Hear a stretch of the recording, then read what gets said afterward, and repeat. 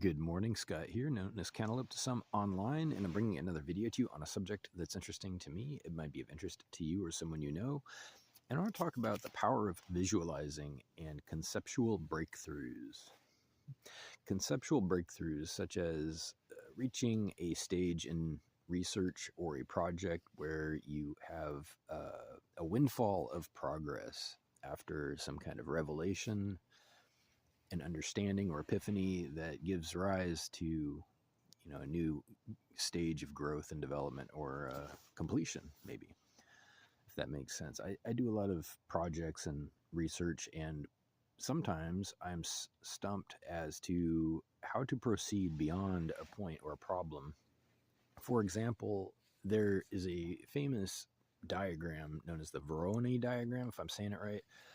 Voronoi diagram, it's a way to partition an area that is efficient, and there's a very simple formula for it, but it eluded me personally for a long, long time. And this is an older story, actually. I have since solved the problem, and now I understand it very well. But my point is, I reached a point where I could not understand the problem, and I tried for a very long time, years, in fact, to wrap my head around an efficient solution coming at it from my existing experience, which included tools like starting with a fixed set of points and using angles and then trying to build off those angles, and nothing seemed to work efficiently or even in a manageable way. So one day, fun story, that one day, years after trying this stuff, I realized I was looking at the problem wrong. I was looking at the problem as one of points and angles when it was a different class of problem that I had never encountered before. And once I looked at it differently, once I completely cleared my toolbox out of the way, the solution became not just apparent, but embarrassingly simple. I was like, okay, no, I have to start with a full set of points. That is to say, to make an efficient Voronoi diagram, you fill your entire space with points, and then every point becomes a color or a pixel, if you will, based on the distance to the centers of your points. That, anyways, this isn't about that. It's about epiphany. So the power of visualizing.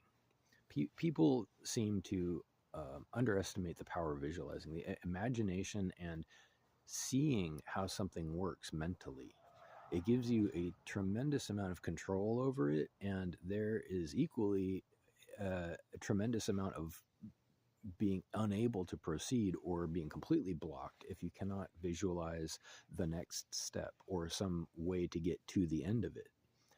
And I think this is a huge problem for people. I think it's a problem where people will err on the side of caution and fear, especially if they cannot see the possibility of success.